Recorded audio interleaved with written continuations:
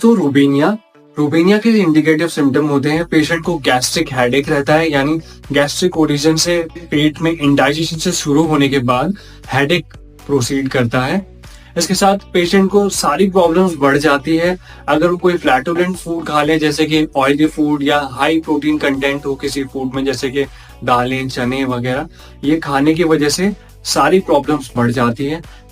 Cabbages and turnip भी problems बढ़ा देते हैं पेशेंट की।